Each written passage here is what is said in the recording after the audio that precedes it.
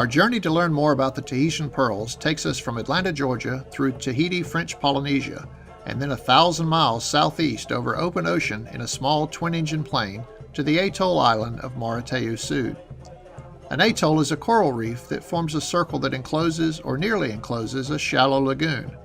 These islands provide a near-perfect setting for cultivating pearls. The living conditions on the island are comfortable but somewhat primitive. Our huts consisted of plywood walls, tin roofs, and a concrete floor. Electricity on the island is provided by generators and the lights go out at 9 p.m. But because the island is so remote, the stars in the night sky are absolutely amazing.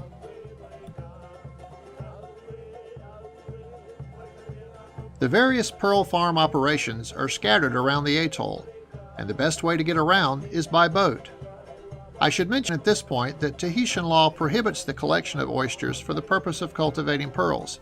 This requires farmers to grow their own oysters. Plastic collection nets are placed in the atoll during the spawning season, and the infant oysters attach themselves to these nets.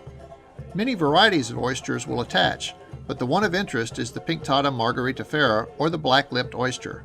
A prime example is in the center of the screen with the spiked edges. Once the desired oysters are selected, a hole is drilled in the hip. These oysters are then attached to growth lines and placed in the lagoon so they can grow until they're about 3 years old. At that point, they're removed from the lagoon and carefully removed from the growth lines in preparation for nucleation. The nucleation is actually a minor surgical procedure performed on the oyster. A piece of donor mantle tissue is inserted along with the nucleus bead.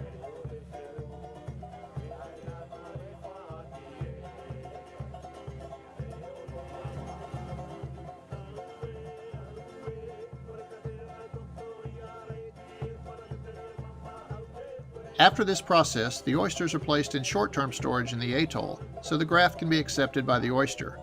After approximately 45 days, the oysters are inspected to determine if the graft was accepted. In this process, 85% will accept the procedure, 7 to 8% will reject it, and 7 to 8% will not survive. Those that accept the graft are reattached to growth lines and placed back into the lagoon.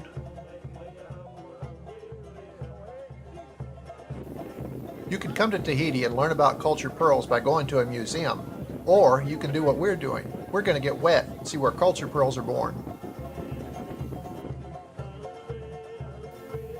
The relatively calm waters inside the atoll provide the perfect nursery for cultivating Tahitian pearls.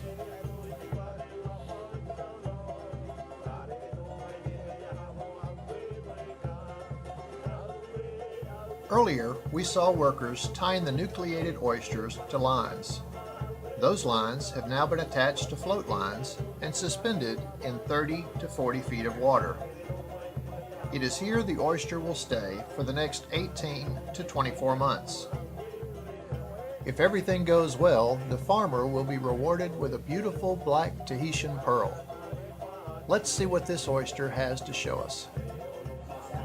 And there it is, a beautiful black Tahitian pearl. Following the harvest, we spend time in the pearl offices selecting the finest pearls for our customers. Within a few weeks, these pearls arrive in Atlanta and become some of the most beautiful necklaces, bracelets, and earrings in the city. Pearl cultivating is a time-consuming process, but the rewards are truly worth the wait. Stop by our office in the historic Toco Hill Shopping Center and view our most recent selections for yourself. Or if you prefer, we can discuss hand-selecting your pearls on our next trip to the pearl markets.